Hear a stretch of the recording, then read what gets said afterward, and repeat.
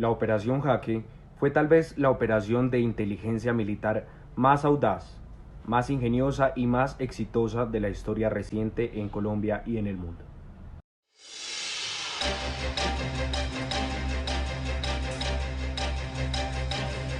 Muy buenas tardes. Nos complace comunicarle a la opinión pública nacional e internacional lo siguiente. En una operación especial de inteligencia, planeada y ejecutada por nuestra inteligencia militar, fueron rescatados sanos y salvos 15 de los secuestrados que se encontraban en manos de las FARC. Entre los secuestrados se encuentran Ingrid Betancourt, los 3 ciudadanos norteamericanos y 11 miembros de nuestra fuerza pública. La noticia del día y del año, el impecable rescate de 15 secuestrados en poder de las FARC. Noticias Caracol. Y mucha atención, hay noticia de última hora en el Ministerio de... Esta noche Colombia vive un día histórico que llegó de la mano de una estrategia militar a través de la Operación Jaque. Fueron rescatados en una operación en donde se logró infiltrar la primera cuadrilla de las FARC.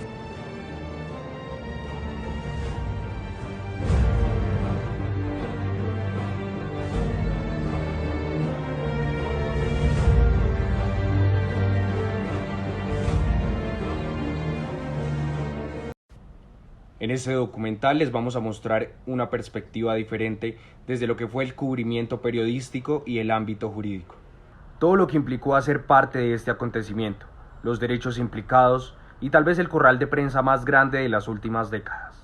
Empezamos preguntando a Gabriela Colmenares, abogada de la Universidad Católica de Colombia, quien nos habló de los derechos fundamentales. Toda persona tiene derecho a que se respete su integridad física, psíquica y moral. Nadie debería estar sometido a torturas ni tratos crueles, inhumanos o degradantes. Eso lo establece la Convención Americana de Derechos Humanos en su artículo 5. ¿Qué derechos humanos se violan durante un secuestro?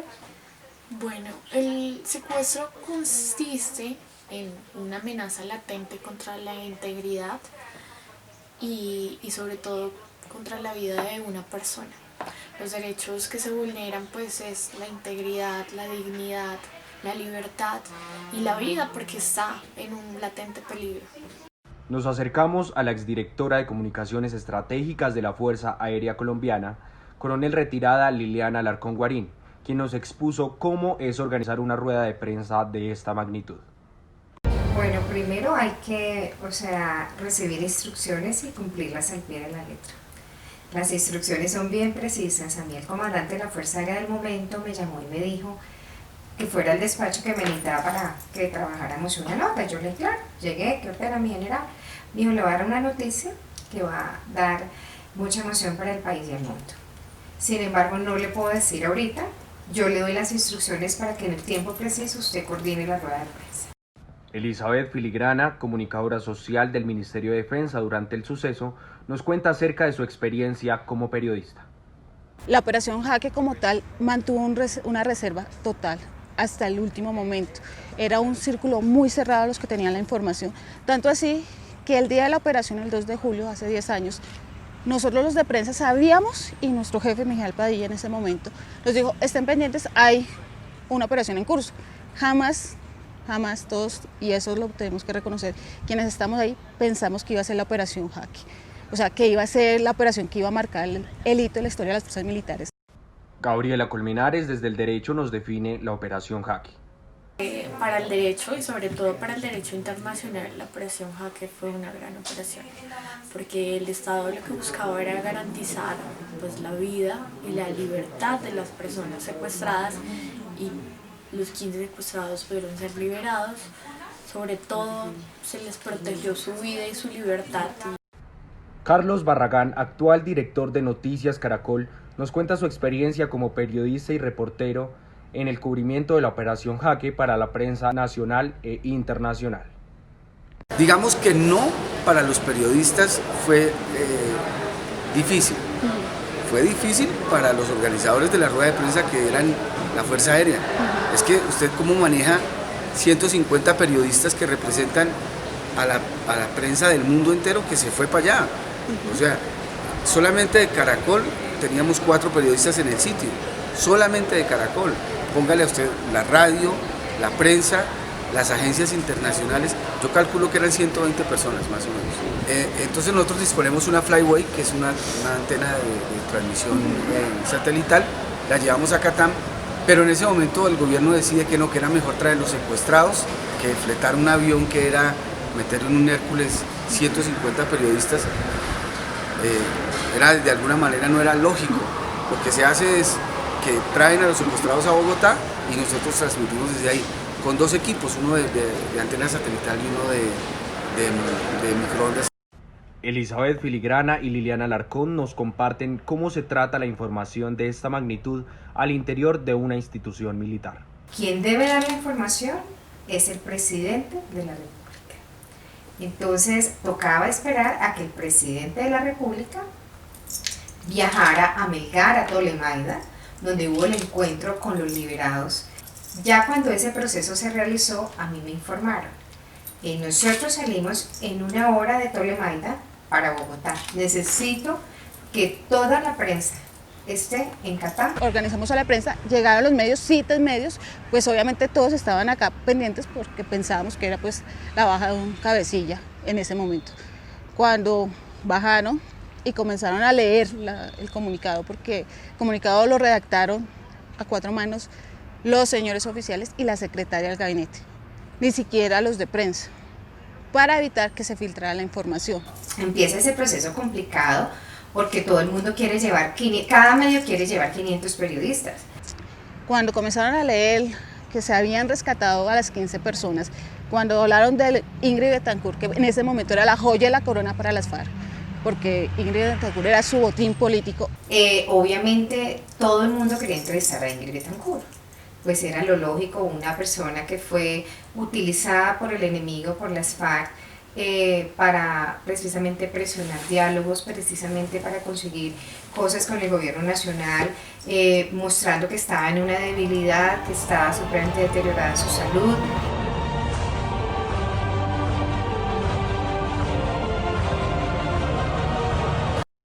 Las Fuerzas Armadas decidieron usar el logo de la Cruz Roja Internacional sin su autorización. ¿Cómo se percibe este suceso periodística y legalmente? Eso fue un escándalo que usted no se imagina y de una gravedad inmensa, porque se había utilizado un logotipo para engañar al enemigo. Y la Cruz Roja son equipos de socorro y de salvamento neutros. El ejército entregó un paquete de imágenes de aproximadamente unos 2 minutos sobre lo que fue la operación de liberación, cuando estaban en el helicóptero y creo que algo del traslado. Creo que eso fue lo que entregaron. Pero el periodista se sentó, en este caso fui yo, me senté en la sala de edición y empezamos a mirar cuadro a cuadro qué era lo que iba encontrando uno alrededor de la operación. Y en uno de esos movimientos se ve claramente el logo de la Cruz Roja Internacional. En ese momento, pues, es un descubrimiento periodístico de una imagen que nos entrega el mismo ejército. Seguramente faltó cuidado, les faltó a ellos cuidado si lo que querían era ocultar la información. El video muestra algunos detalles desconocidos e incluso graciosos en medio de la tensión. Por ejemplo, el oficial que vistió el peto de la Cruz Roja con toda serenidad le dijo a los guerrilleros que hablaba poco español y prometió regalarles cerveza cuando todo hubiera concluido. Las imágenes muestran también que el falso miembro de la Cruz Roja Internacional cumplió su promesa. La secuencia empieza con la imagen de uno de los helicópteros en el aire. Poco después, en un encuadre a ras de piso, el otro helicóptero se aproxima detrás de una cerca y de unos cultivos de coca, lo cual hace pensar que se trata de una finca delimitada, donde los cultivos ilícitos crecen al lado de los pastos para ganadería. Mientras el primer helicóptero aterriza, el segundo continúa sobrevolando la zona. Uno de los guerrilleros, que graba con una cámara fotográfica, pregunta si el equipo está funcionando. No se ve si está grabando o no, ¿sí? Los militares empiezan a descender de los helicópteros a lo lejos. Son 10 hombres. El primero es el jefe de la delegación, a su lado camarógrafo y periodista, y detrás el hombre del peto de la Cruz Roja, que es el primero en hablar. ¿Cómo estás? Yo poco español. La cámara lo sigue para cruzar la cerca que los separa de los guerrilleros y los rehenes. Allí, uno de los guerrilleros pisa el alambre para permitir la entrada de los visitantes. El último en entrar es el hombre del peto. Fue una operación excelente, pero no perfecta.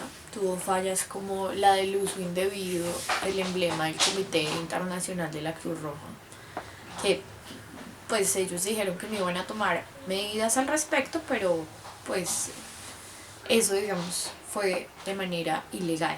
Además que en el helicóptero usado durante la operación también se hizo uso indebido del emblema de la misión humanitaria, quienes sí tomaron represalias y denunciaron por la utilización indebida de su emblema y aparte de eso, de su registro legal. En su momento dijeron no la utilizamos. Cuando pues obviamente salieron las fotos se dio cuenta y obviamente era importante para validar la operación y fue importante para hacer todo el tema del montaje de la estratagema que conllevó pues el rescate de estas personas. En ese momento, si nos hubieran dicho qué habían hecho ellos, o sea, sobre todo con la insignia, pues se hubiera podido manejar ese momento, se hubiera dicho, se utilizó por estas razones humanitarias y obviamente fue lo que más validez dio para que se pudieran hacer esta operación de rescate. Ya otras cosas y todo el tema de manejo, pues obviamente son reserva de la operación. Ante eso, nosotros como jefes de comunicaciones no tuvimos ninguna influencia para dar una respuesta. Asesoramos, sí, y pensamos, sí, y sugerimos. Pero en nosotros no estaba el pronunciamiento ante Colombia, ante el mundo, de cosas tan evidentes como lo que tú dices de la utilización del logo, ¿sí? Pero sí te puedo decir que en nuestras manos está asesorar a los comandantes, que en este caso son nuestros jefes, no solamente el comandante de fuerza, los comandantes de batallón, los comandantes de brigada, los comandantes de unidad. Siempre nosotros estamos en el detrás de lo que ellos van a decir. Nosotros les hacemos los talking points, es decir, los puntos importantes frente a los temas.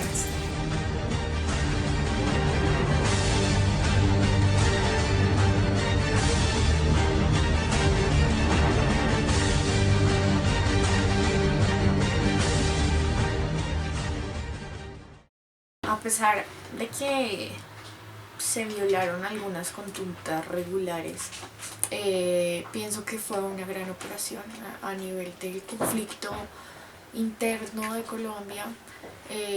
Fue un gran logro, se pudo salvaguardar la vida y la integridad de las personas que se habían llevado de una manera arbitraria y estaban pasando por momentos extremadamente degradantes.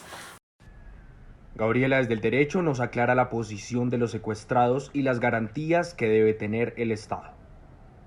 Bueno, pues los secuestrados eran personas civiles ajenas a este conflicto, quienes se vieron bastante vulneradas por, obviamente, los secuestros y las torturas y los tratos crueles, por lo que ellos podrían tomar una represalia contra el Estado o pedir un tipo de indemnización por todo el daño causado, a pesar de que las personas quienes causaron este daño fueron pues las GAOs o el grupo armado organizado que fue las FARC, pero eso se iría a tribunales internacionales.